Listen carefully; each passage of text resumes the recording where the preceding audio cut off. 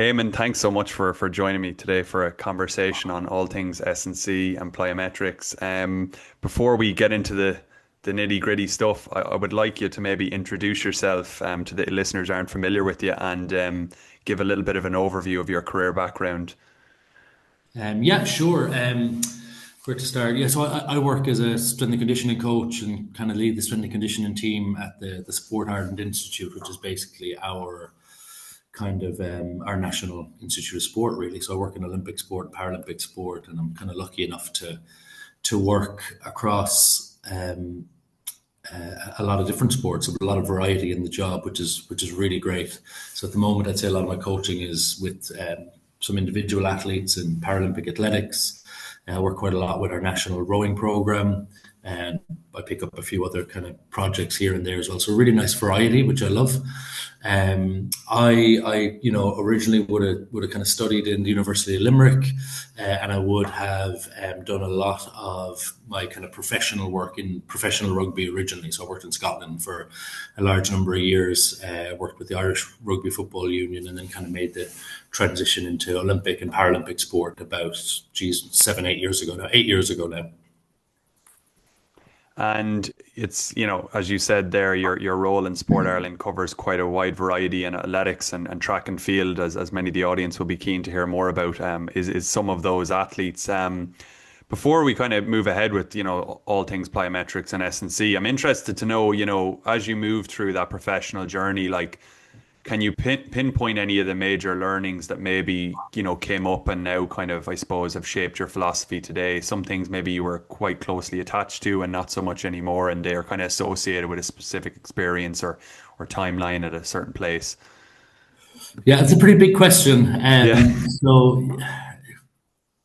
There's definitely a few things that come to mind, I guess. So like I said, I kind of studied sports science in Limerick, where I'm from. And I would have kind of transitioned from there into a PhD program. And if I think about who kind of key influences on me then, like Dr. Drew Harrison would have been my PhD supervisor for a number of years, who you'll know as a pretty successful athletics coach in Ireland. And you're a couple of years ahead of me in the PhD programs there would have been Dr. Tom Cummins, who was a 100-meter sprinter, an Irish sprinter, and who would have worked professionally with Munster Rugby as a strength and conditioning coach at the time. So we're talking about the mid 2000s here. And I think for me, I had a background in rugby and weightlifting, kind of as my personal sports at the time. So I think Drew and Tom would have been pretty key figures for me because they would have been people from an athletics background, track and field background, which really was not the world I was from. And they would have exposed me to very different ways of preparing athletes outside of the weight room, or even things that you can do within the weight room that I wouldn't have been exposed to. I would have been very much a weightlifting, strength-centric, lens or bias that I would have had. So I think the other thing that they both would have exposed me to would have been that kind of idea of maybe embedded research in your practice as well, or having a life or a world where research interests and practical application of that can live fairly closely together. So that would have been, I would have really would have loved that type of exposure and that type of approach. So I guess, for me, I worked in professional rugby for almost 10 years and I probably would have felt like I had, following on from that kind of academic work in Limerick and being exposed to, that more kind of speed athletics perspective, giving me a little bit more of a holistic view in terms of physical development of athletes. I moved into kind of professional career in rugby then, and I would have thought over those 10 years, I probably, although I would have worked with different levels, whether it was national teams or national under-20s teams or professional club sides, it's all the same sport. It's largely the same problems you're trying to solve. So I probably would have finished my time there in rugby feeling like I had a fairly consistent training system that I could apply across teams or environments in which I was in. And so I guess the next big challenge for me or shift for me philosophically was probably that transition into Olympic and Paralympic sport, where you've a lot more variability between the sports that you're working with. You've a lot more diversity of athlete that's in front of you in terms of their training history, what they've been exposed to, the level of physical preparation that they've done outside their sport, or the amount of buy-in that they have to strength and conditioning practices, which is in rugby is a pretty easy sell. So I think that would have been a big challenge for me, and a big realization. I know it's a little bit cliched, but a big realization that, in those worlds, each athlete is a real n=1 kind of case. And there isn't really one size fits all, which I think in the professional rugby environment, you can get away with a little bit more. Maybe you shouldn't, but I think you can get away with a little bit more. So I think they're definitely the challenges that I hope I probably have evolved or refined my own practice around. But I guess my hope there would be that there hasn't been any one big shift. Do you know what I mean? I think good practitioners, they'll be reflective in their practice. They'll have gradual refinement of what they do over long periods of time. So maybe what you do here is very, very different to what you do there. But I don't know if there was any one big jump along the way. Sometimes I do see people, becoming very heavily influenced by a system or a practitioner or a methodology, and all of a sudden they do a full 180 in terms of how they used to do things. And I don't often necessarily feel that's the best approach either. I think there is good ideas, but the likelihood is that we're never doing anything that badly in the first place. And I think there's nothing more risky than taking in a methodology that you don't fully understand yourself and applying it too dogmatically. So, I think my probably core belief would be just, that you want to iterate what you do over time. It's a little bit of an evolution rather than any kind of drastic revolution. And I think if you are self-reflective, you'll find those little opportunities and those little iterations year on year, or training block by training block, that'll help you evolve a little bit, I think. Yeah, I'm getting the idea that, it's not committing too tightly to your beliefs or holding on too tightly to your beliefs. Having kind of a loose grip on them to some degree allows for a little bit of fluidity or evolution versus, when you really have a tight grip, there might be an opportunity to maybe make drastic switches, which are hard to measure really in the world of kind of, I suppose, performance. You're really trying to kind of replicate things in such a way where it's like science, it's like subtle probes or experiments that you can kind of say, all right, well, this variable was changed and now we can account that for the reason, or, as closely as possible that we saw an improvement or regression. And I mean, I don't think I'm that good. I think you can have that approach. I'm not sure if you ever arrive at a situation where you can really pinpoint success or failure down to one or two things you might have changed, because whether it's lifestyle or the standard of competition, or just the nuances of an athlete or a team or a group that's in front of you, it's very, I'm certainly not good enough to ever pin it down to one or two things. But I think you can still have that approach where you can try, and I think you'll still learn more from that. I think so. And I think for me, like, one of the big things is just, I think maybe having, rather than like a training system. I think probably in the past I was a bit more of a training system approach. Again, I think this is broadly what I think works within rugby for positions or players of this type. And I was probably a bit more system focused, where I'd like to think maybe some of my progression as a coach is to be a little bit more principle focused. So I have some core principles that I think, either scientifically or logically broadly need to guide your practice.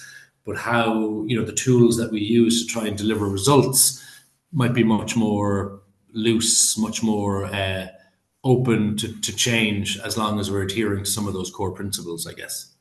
So would you kind of distinguish that by the fact that they're not sequenced in a particular order, or they have to fall in set categories, but rather it can kind of have its own sort of fluidity in terms of its organization, if that makes sense? I guess, there are certain principles, around the relationship between, work, time, power output, and you can only manipulate those things in certain ways. I think there's probably some principles around, exercise intensity and progressing things in certain ways. So I think you have these principles and they guide your practice, but you might use different tools at different times for certain athletes in certain environments to try and achieve those ends, I think. So as someone who kind of works, I suppose, side by side nearly with individual coaches as an S&C over in Sport Ireland, I'm interested to know, like, what are the key things that you feel like key conversations that you're continuously having that you have to iterate with those coaches on the likes of, S&C or plyometrics, just from, I suppose, yeah, that back and forth or that relationship that you might have with them. Yeah, I think like all things, you have different relationships with different coaches in sport, um, and so to start with, like the nature of that relationship might determine that you have really in-depth back and forth conversations, and in some cases, you don't have that, and that can be a bit more challenging. And then you have some coaches where there might be a high degree of trust, and they just let you do your thing. But I think for me, like when you talk about there what we might iterate to coaches or what are the kind of common conversations, I think again, not to be too cliched, but I think the first thing is to listen to them. Ultimately, I'm dropping in and out of multiple different sports that I don't have, PhD level knowledge in. Do you know what I mean? And oftentimes it might be on a piece of paper, but oftentimes the coaches do. And if they don't have PhD level knowledge about their sport, they certainly have it, in there about what they're trying to achieve with their programming. So I think the first thing is to kind of understand like their goals first, like what ultimately strength and conditioning is about. It's not a means to an end in and of itself. It's about trying to give athletes the physical tools that they need to be better at their sport. And the thing that they do to be better at their sport is their sport specific training. So you've got to understand, I think, what the coach is trying and the athlete are trying to achieve with that type of, with their approach. So asking questions and listening and trying to scratch the surface of what they're trying to achieve, I think is really important. Like coaches and athletes, like they often have like pretty deep, like experiential knowledge. It might be formalized. It might be able to put it on a piece of paper or put it in a report for you, but it is there. So I think if you can extract that kind of philosophy from them a little bit, then I think it can help you kind of translate their kind of implicit knowledge into like what you're trying to achieve in training, for example. And so I think one of the key bits for that is like even just having like kind of shared language sometimes is really important. Like again, if I'm talking to a rowing coach, if I'm talking to maybe a sprint coach or middle distance coach or somebody in combat sport, like we'll all use that word strength or we'll all use that word power, but we might mean very, very different things when we use that word. So even something as simple as that is asking the coach, okay, coach, look, when you say you need them to be stronger or when you say they're looking strong in this exercise, what does that mean? To some, it'll be their ability to reproduce efforts over multiple reps. For some, it'll be, in a contact sport, it'll be their strength in contact. For some, it might just be their ability to hit certain positions at high velocity. So like even just the language we use can mean very different things to different people. So I think having that kind of shared language is really important and gives you the kind of the groundwork to have more impactful conversations around what they're trying to achieve with their training and maybe where strength and conditioning can be kind of the where it can supplement and help what they're trying to do. So I think like when having those conversations with coaches, I always just find like what coaches want is very different. There's someone who want detail and they want to have a lot of input into what you're doing. I can struggle with that at times, no doubt. Some will give you full autonomy. They trust what you're doing. They trust your previous work. They trust the relationship you have with athletes, and they almost give you like full autonomy, which in some ways is great, but sometimes you want more from them. You want more guidance. You want more challenge. So I think to a degree, I wouldn't say you adapt. I wouldn't say I adapt the communication style, but you probably do adapt your practice based on what you're getting back a little bit. And so I think that's what you're always trying to do. You're trying to clarify what are they trying to achieve in their own training, like where they see the athlete's deficits or opportunities to get better, and then you're maybe trying to tailor your work to supplement that in some ways. And so I guess maybe going back to you're asking the question about plyometrics or strength and conditioning input, like I think the most important thing for me is that it doesn't like just live, and sometimes it does. Sometimes you're working in environments that are suboptimal, or you don't have the time that you'd like to put into it. We can all end up in that situation, but I guess where you don't want to be is where the strength and conditioning approach is a silo in its own right. The coach doesn't know what you're doing. You don't really know what they're doing. You're doubling up on certain content. So if I'm working, and I don't. You mentioned athletics. I don't work a lot in athletics. I work with a couple of individual athletes, Mm-hmm. many on the para side at the moment. So I don't consider myself a strength and conditioning coach who works in athletics or track and field with any great extensive experience. But using something like sprinting as an example or jumping as an example, if you've got an athlete who's doing a lot of that type of work, plyometric type work on the track with their coach, I'd always be one who's inclined to leave that alone, leave it where it lives, and supplement that with the work that they're not getting on the track or they're not getting in their sport specific practice. And trying to work with the coach and the athlete to have that little bit of clarity of kind of division of labor and who's doing what.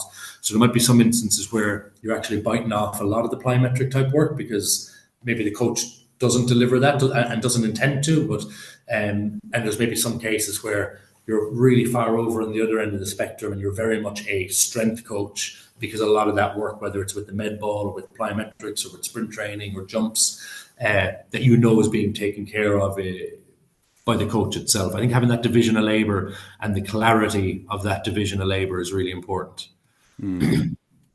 Well, it makes complete sense that I suppose you wouldn't just plug and play a program because it's, supposed to contain certain ingredients because, as you say, they might be addressing those needs or strengths already in the session. So, the individualization is coming through there big time. What I would say is you may have mentioned that you're not an experienced S&C coach with athletics or track and field. I think a lot of the technical elements of executing plyometrics is certainly a specialty area of yours, and it definitely pertains to track and field. So I'm keen to kind of get into that, and something that I think track and field questions or track and field coaches are always asking questions about, which is the likes of foot contact patterns depending on the direction of movement. Of course, like plugging certain plyometrics in for certain needs and whatnot. So I suppose I'll start with some of the key skill sets that you generally look for, whether it is foot contact patterns or posture or whatnot, when working with athletes, because I think those are universal no matter the sport. Yeah, so I think I could probably think about this in two ways. There might be like what you look at acutely coaching, like what are the things you want to see like in a single exercise or a single session when you're coaching. And then I think the second part to that is probably like how you progress things over longer periods of time, like what's your kind of methodology for progression.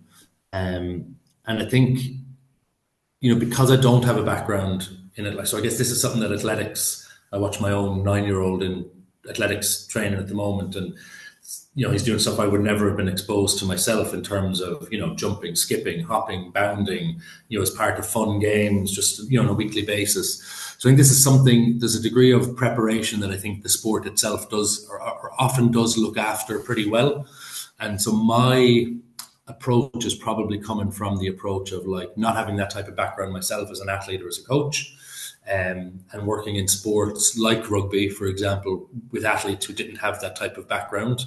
And you're trying to find the balance between maybe this high-end stuff up here that I think we would like to do and should be able to do, and maybe the physical competency and aptitude that the athlete currently has, which might be down here. And there might be a big gap between those two things, and you may never bridge that gap. So you try to figure out how can we get from here to here to here on that journey,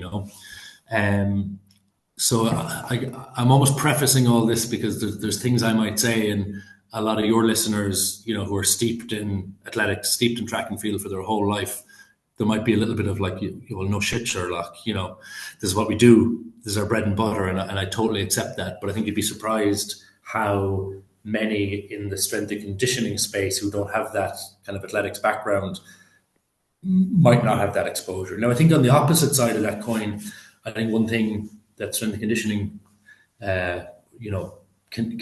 practitioners can do pretty well is, manage volume and manage intensity and think about that in quite a thoughtful way. So again, ideally, you merge those two things together. So I think I probably, if I'm talking about the acute sense, coaching exercises, I probably try and think about this kind of like top-down approach, almost kind of working from the head to the foot. And so if I think of like maybe 6 things I would look for, not all at the same time, but if I think about 6 things I'd be trying to look for, like almost in my mental checklist. One, I guess, would be head control. So like watching for like kind of excessive use of the head to initiate movement. The head is surprisingly heavy. And I think, depending on how it's manipulated and often used to create momentum, that can have pretty big effects on the rib cage and the pelvis and the spine. Working down from there, I'll probably look at the rib cage and the pelvis, I guess, together, how they interact with each other. I suppose looking at how they kind of maintain their connection to each other as opposed to becoming disconnected and having these, very lordotic type or overextended type postures. Again, looking at the pelvis, the position, especially the position of the pelvis when you strike the ground. And ideally kind of looking for that like quite strong, stable, stacked position where the hip is over the foot and the pelvis is in a good position over the hip. Then I guess I look at the foot, and I guess often I'd be thinking about the foot, like what position is it in before ground contact? Does the athlete look like they're ready for impact, or is the foot kind of hanging there, reaching for the ground with the toe? And then also, I guess, like how does the foot, ankle, calf complex, what does its integrity look like once you have foot contact? Do you have a lot of, compliance and displacement when you hit the ground or not? So there's a lot there, and I'm definitely I don't think I'm a good enough coach to be able to look at all those things at the same time. But I do think that's where you can have like certain exercises will isolate or challenge elements of that checklist a little bit more. Like if you think about something as simple as pogo jumping on the spot, there's not very much like challenge to the head there because you don't need to like initiate horizontal movement. If you're working purely vertically, the pelvis doesn't have to do a whole lot. There's no knee lift, so the pelvis isn't really penduluming. So that's a simple exercise you can do to look at the foot specifically. You know what I mean? What's their integrity like at the foot? What does the spring system of the body look like when they impact with the ground? You can begin to move forward horizontally over low hurdles. Now, if you want to start to look at how does the pelvis move when we have to bring that knee through and strike the ground, there'll be a little bit more challenge.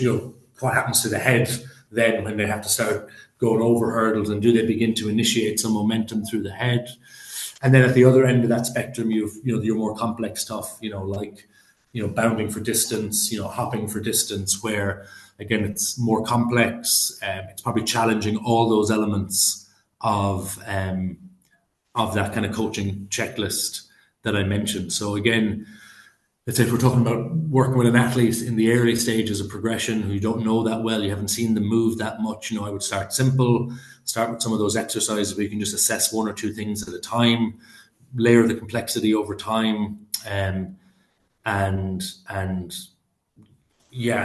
in a position where you can step back if you're seeing something that you're not too keen on, or progress forward if everything is looking pretty good. And then I'm not sure how much you want me to keep talking or not, but I guess the second part to that then is the kind of more macro, bigger picture progression over time. And I probably do have like again, I almost don't want to use the word system now because I've talked about how that's not what we should do, but yeah, I probably do have like, some key principles of progression that I would look for over the long term, whether that's a training year or working with an athlete over multiple years. So, I mean, I can keep talking and go through that or not. Okay, full permission, Eamonn. I'll take a drink first.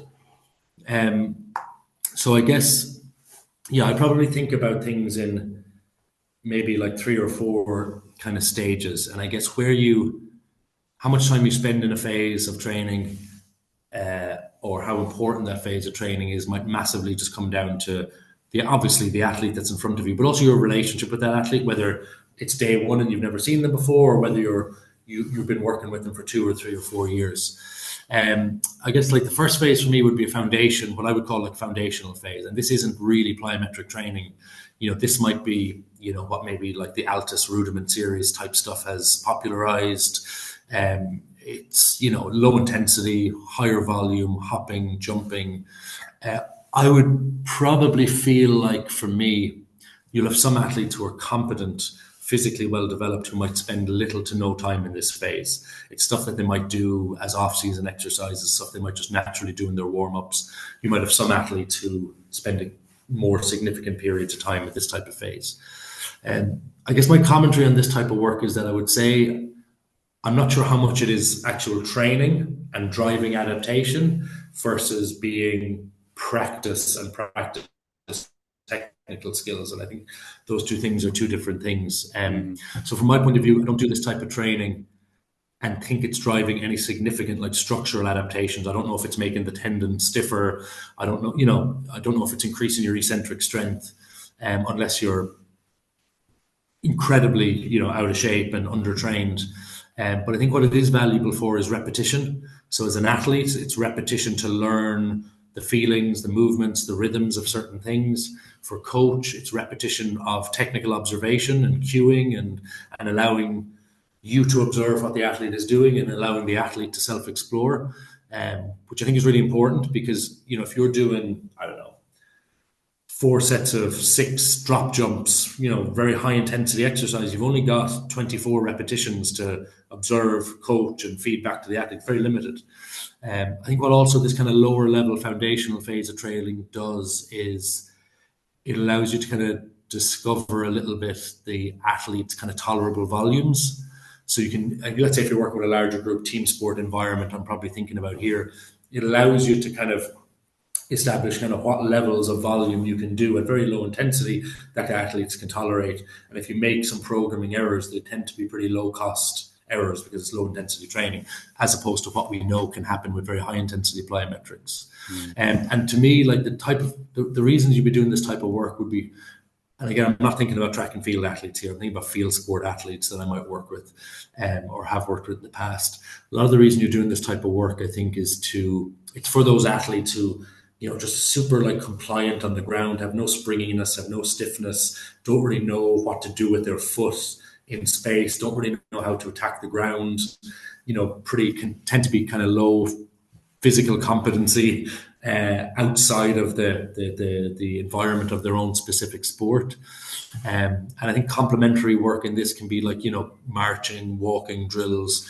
This might be where you're doing intrinsic foot strength, ankle calf, kind of eccentric strengthening work.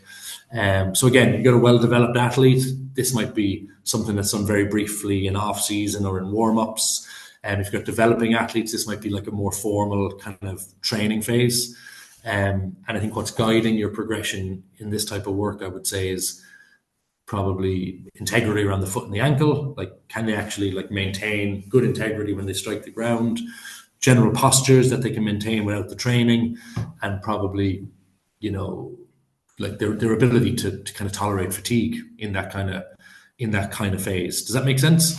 Yeah, it does. And I'll just jump onto that and say that that's exactly like I'm a track and field coach, so I can comment and say that that's exactly what we use it for. I would use it for a developed athlete as a complete training phase, as a developed athlete and working with developed athletes. Also, I would use it as a GPP and skill acquisition tool, and that would be a kind of month-long process in the very beginning of the year. Probably wouldn't see it again, but definitely found it for the exact reasons that you stated, for foot contacts, for pelvic control, the rudiment series particularly, and learning basic bounding skills like how to use your free leg properly. All of that is like very trainable within the volume opportunities or the foot contact opportunities that you get within that training. So no, I totally agree that's where we use it all the same in track and field. Yeah. And then for me, you probably go into what I'd call like more of a development phase. And I can definitely think of cases here, like, and again, like field sport athletes is a good example here, rugby, Gaelic football in Ireland, where a lot of these athletes, they're heavier, they're heavy on the heavier side. They have very specific demands in their sport. They play on really soft surfaces most of the year. They prepare on really soft surfaces most of the year. So a lot of those type of athletes may never actually progress beyond, for me, this kind of what I would call a more development phase. So here, it's your kind of entry point into plyometric training. But it's very much, what I would say is your kind of moderate intensity plyometrics. So these are your short ground contact time plyometrics. They can be maximal or near maximal intensity, but it's example exercises might be those things like pogo jumps, repeat hurdle jumps over lower height hurdles, like skipping variation. So stuff where the overall impact intensity is managed in a degree, or certainly isn't overloaded, as opposed to, let's say, super high hurdles or bounding or drop jumps where you're almost trying to engineer a training environment which is taking the athlete maybe be to or beyond their kind of competency level. So here for me, you're probably, I would say, you're beginning to maybe get some of that training adaptation, but again, you're still managing the intensity to the level of the athlete. And I think in this phase, you can intensify and again begin to push intent of effort from the athlete and be a little bit more output focused, or you can have a more voluminous approach here as well, where you maybe are managing the intensity through the intent of effort a little bit, but you're increasing the foot contacts and stuff. And I think the environment in which you do one rather than the other might depend on how much time you have, how patient you can be, or how much you think the athlete's ability to output versus manage fatigue might be the critical factor. And then for me, the next step after this is what people might call intensive plyometrics, or what I call realization, which is I think what people would call true plyometric training. It's drop jumps with maybe box heights beyond the jumping ability of the athlete. It's maybe hurdle jumps of quite high height where you're really encouraging, dynamic kind of maximal leg attack to the ground. So I think it's a lot of those more high intensity exercises that people probably think about when they think of plyometric training. Yeah, brilliant. I think going back to what you said there about the second phase being kind of split in two is really interesting, because I've often found that those exercises that you stated being examples there can really be scaled, very quite easily. Like you could do bounding for volume at 70% to work on technique and get a good bit of jumping in. But again, you can change that variation up quite easily, add a short run in and only go for 10 meters and get a completely different output nearly straight away. And I think that mid zone is a really good place for jumpers specifically to learn technique. I think the rudiment stuff can be very difficult, especially when they're quite advanced, to really push anything on. But I think that extended bounding 20 to 30 meters, single leg repeated hopping or alternate bounding is at a lower intensity than maximal is a really brilliant place to learn how to do your event well, to be honest. And I think if I think about the different environments in which I've worked within, sometimes there are some of those critical decisions you have to make, and sometimes they might come down to realism as well. So again, if you are a club track and field coach and you're there and you're working with athletes year on year on year, and you're doing it for nothing, you're doing it out of the love of the sport, that's a very, very difficult job, but it does allow you to have that big picture. There are some environments, I think, where you have to make a decision. I'm thinking about, let's say, professional rugby. You're working with an academy player who will either sign a professional contract in 12 months or they won't. And that sometimes can be really challenging, because there might be some cases there, whether it's the strength development side of things or the plyometric kind of output side of things, where sometimes you do make a challenged decision to go a step or two, maybe beyond what is the right thing for the athlete at that time, but to try and push on some of those physical qualities that might make a difference for them in the short term. And so that's kind of, I guess, what I mean about maybe having some principles rather than a specific training system. You'll have some principles. So for me, I might have some principles around plyometric exercise intensity. I know there's certain factors that if X and Y are present, then this exercise is going to be more intense than that exercise. And so you can have a rough hierarchy of your exercise intensity. And in principle, you feel like you need to go from A to B to C to D, but there might be times where you make a calculated, informed decision with the athlete, with the coach, to go from A to C, to take some risk, or to take a step backwards and take less risk. The variables change, so I suppose so does your kind of, I suppose, plan in place, and two scenarios just are often very different. So yeah, no, I completely get what you're saying there, and we don't have always the same timelines to get ready. So Yeah. you might feel like good enough is good enough, and subsequently, like the last phase of intensification or whatever you may call it is you can start now. Yeah. One thing I wanted to ask you about is more on the foot contact patterns, particularly when it comes to, drop jumping, and what you've kind of found out there over your time of working, at Sport Ireland. Because I think this is something that's commonly talked about, is it full foot? Is it kind of dorsiflexion, then plantar flexion, or whatnot? I'm interested to know, like, kind of your coaching strategy depending on the task more so, and how you kind of see that. Yeah, I think that's a really difficult question. I think maybe working with an athlete to begin with, I probably wouldn't. I'd probably just kind of watch quite a bit and see what their default is. I think that default will differ depending on whether you're looking at these kind of very vertically orientated tasks or more horizontally orientated tasks. So, if we do, let's say I use a test like the 10-5 rebound jump test to maybe look at plyometric ability or reactive strength, whatever you want to call it. Get a purely vertical test.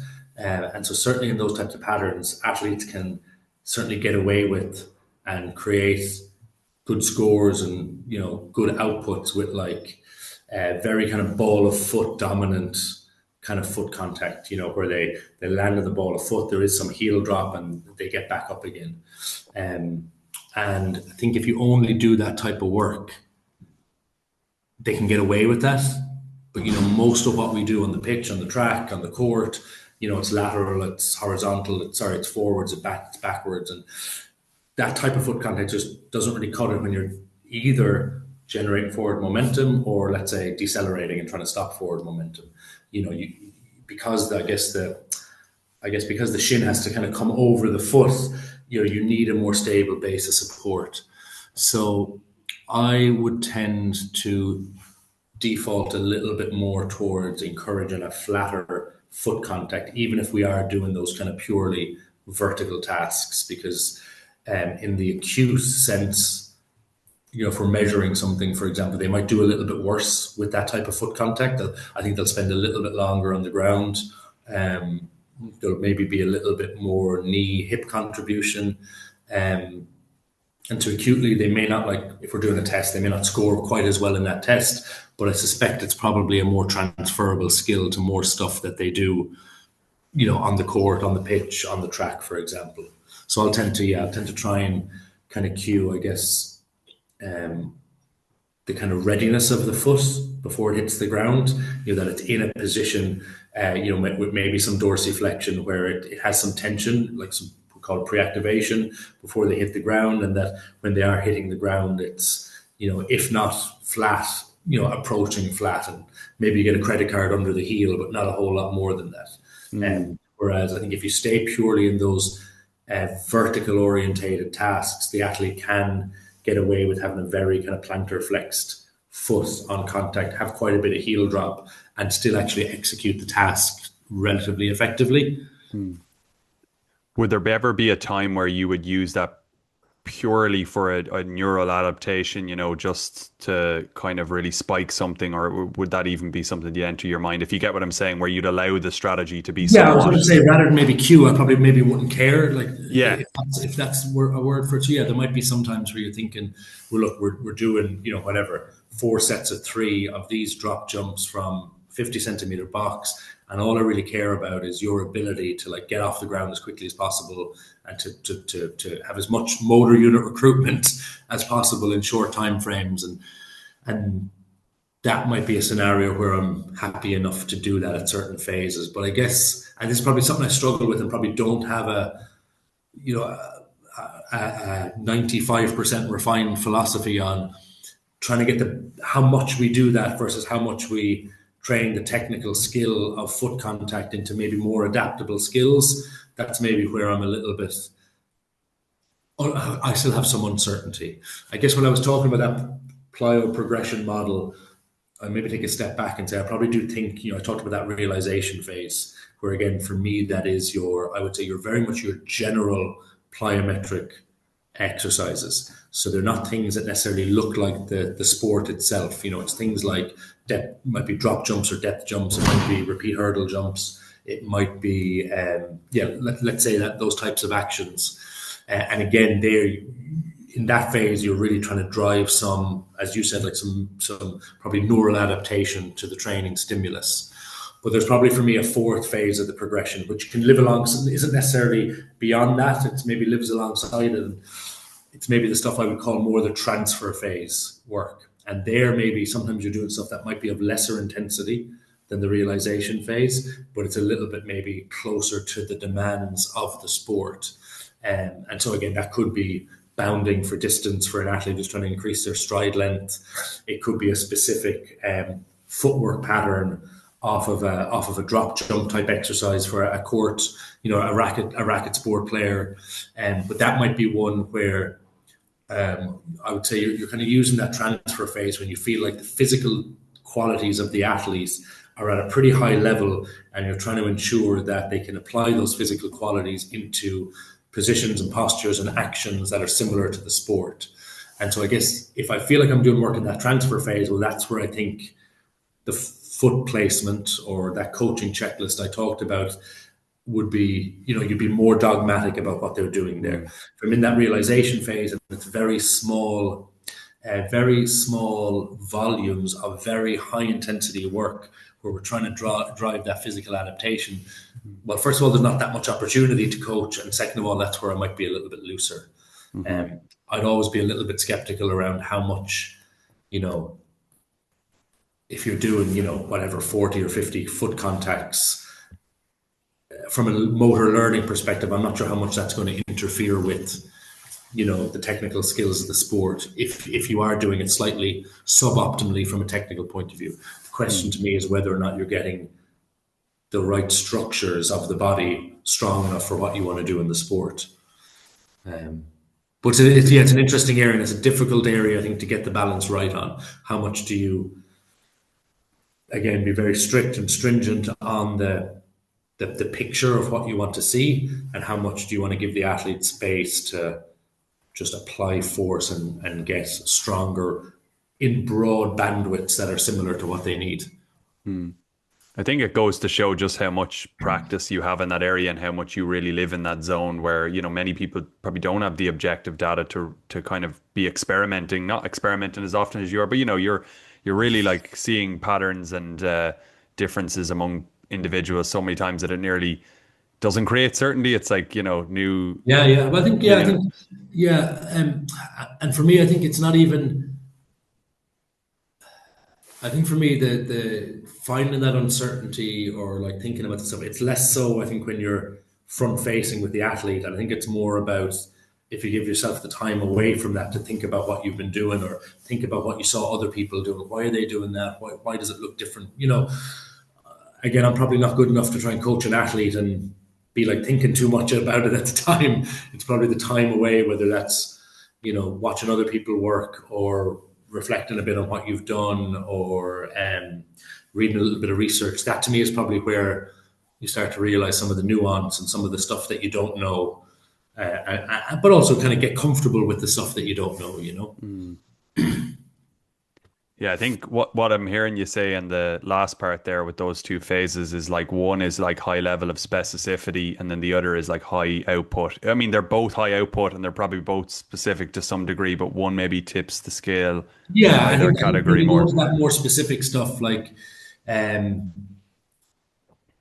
say the more specific stuff, that's maybe where like your hops for distance or your bounding, they're going to be more complex tasks. And so I wouldn't, it's almost doing them a disservice to say that they're not high intensity, but like a lot of the intensity probably comes from like almost the cognitive demand of executing them with a high degree of skill.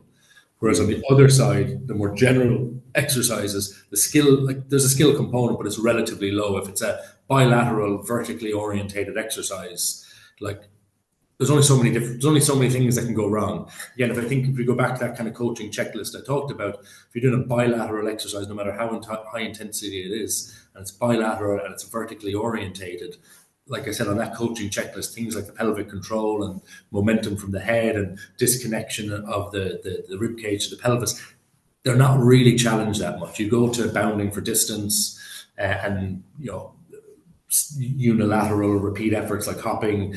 There's a lot more going on. There's a lot more demand. So the cognitive demand might be sky high. The impact is probably the intensity might be constrained a little bit so that you can achieve the skill demand. Mm-hmm. And that's from, I suppose, a more neural standpoint. But then there would be the structural demands, obviously, in those complex tasks, like essentially like the bounding that you mentioned there, that would be very, very high intensity if you were doing Yeah, kind of and run again, it. yeah, exactly. And Separate category altogether, though, I guess. yeah, and again, that part of that comes down to the fact that you're taking your whole body weight, on a single limb in very short time periods. Yeah. One thing that I wanted to just jump on as well, given again that you live in that strength and conditioning world, is like the idea that is, or phenomena that is potentiation, and how you might leverage that. Over the years, have you developed anything that are kind of go-tos for eliciting?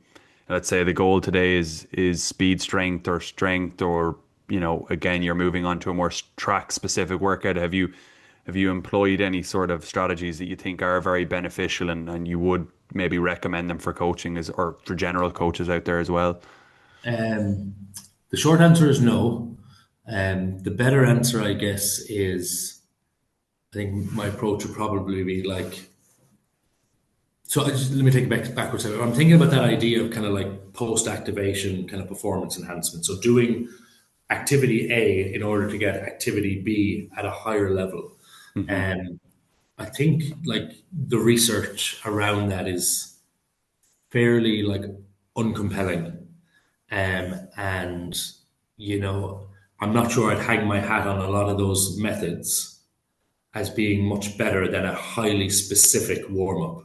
Do you know what I mean? So again, you want to make sure you squat 190 today. Well, then you better move 60, 90, 120, 150 really, really well. And you want to jump this distance today. Well, so I'm not sure if I'd hang my hat on any of those methodologies being more effective than a really specific, incremental, task specific warm up. But that's not to say that I would not use some of those approaches. And the reason for that to me would be I think if you can be pretty sure that you're not making exercise B worse, that's I think the main thing you got to be concerned about. If I squat super heavy and I take 15 seconds rest and I do a counter movement jump, there's a good chance that counter movement jump will be lower than it would have been if you just hadn't squatted and warmed up properly. So that's the last place you want to be. You don't want to be using these methodologies and actually making the target exercise worse. But if you can be sure that you're not doing that, and you can use some of these methodologies to either train different strength qualities in a time efficient, effective manner, and in a manner in which the athlete might like really enjoy, and at a time in the year when you don't know what the competition schedule is and you don't know what's happening next and you're not really sure if you should be going the strength route or the speed strength route, then I think it can be really effective training. So again, some of the things I think that will influence that post-activation kind of performance enhancement will be things like how experienced the athlete is. You probably have more chance of getting that performance enhancement effect if the athlete has like more years of training, if they're like well-established adult athletes versus kind of youth athletes. If they probably are more that kind of fiber type, that type 2 kind of explosive, speed strength athlete to begin with. So I think you will probably be more likely to have those positive effects if that's the type of athlete you're dealing with, and also if they're very competent at the tools that you're using. You want to use a heavy squat, they better be able to squat. You want to use, drop jumps, they better be able to drop jump. So that I think is the athlete in front of you. Then I guess there's the exercise or the dosage that you use. So again, if I was going off broad rules of thumb and we were talking about strength exercises to have a performance enhancement effect on more explosive strength or fast dynamic strength outputs, I would say you need to have a degree of biomechanical correspondence, or dynamic correspondence. So there's no point doing a bench press if you want to jump high. So you want to jump high off big ranges of motion at the hips and the knee. Well, then maybe a heavy back squat works. But you want to bounce quick, in 150 milliseconds. Well, maybe then you're doing something that's more targeted around the foot, ankle, and the calf. So I think you got to have a degree of biomechanical dynamic correspondence between the joints you're using and stuff like that. Again, these are things you can control, and I think if you're in doubt, you've got to go longer on the recovery time than shorter. And again, this is where sometimes this stuff practically doesn't work that well. If you've got 60 minutes in the gym, what do you want to spend your time doing?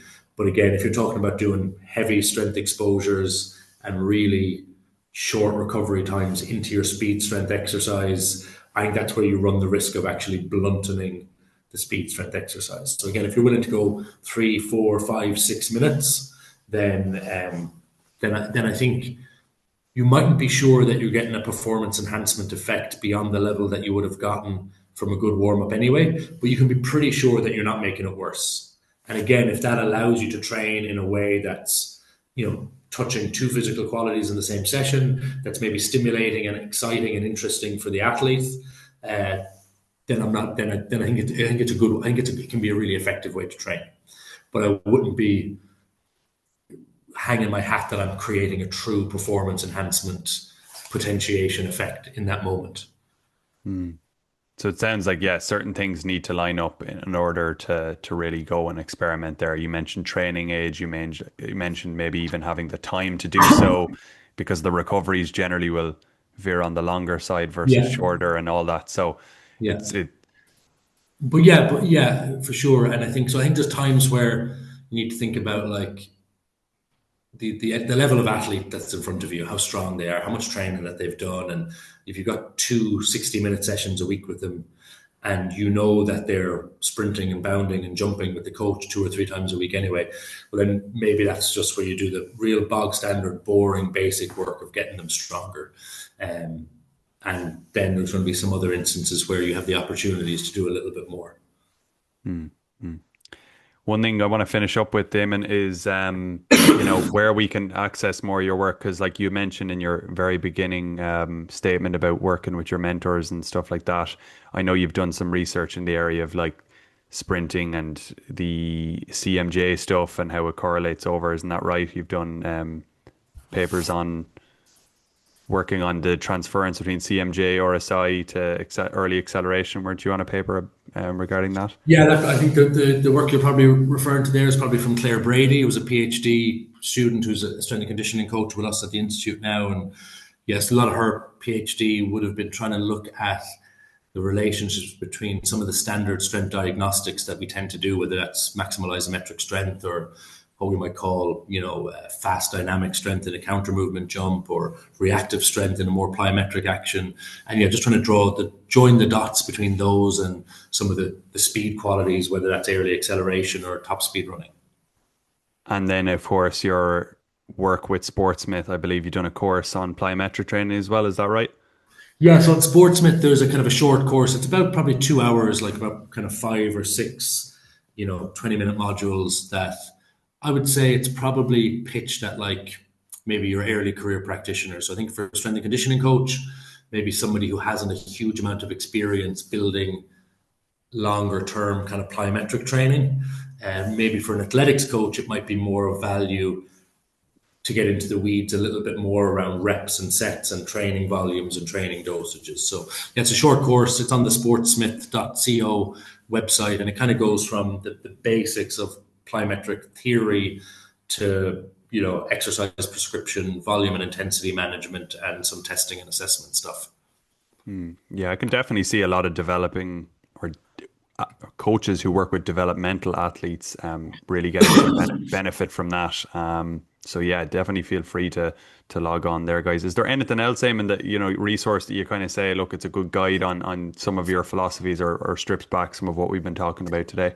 Well, I think one of the challenges with a conversation like this is like trying to describe stuff with your hands, or trying to talk about progression models, that actually make a lot more sense on paper. So yeah, look, I'm on Twitter at Eamonn Flanagan, and I put a lot of stuff up there around like exactly what we've been talking about. What do I look for in coaching? How do I progress things over time? And so a lot of the stuff we've spoken about, you'll find it there with maybe a little bit more visual reinforcement. And again, a lot of the time I put that stuff out there to sometimes you get really quality challenge and feedback.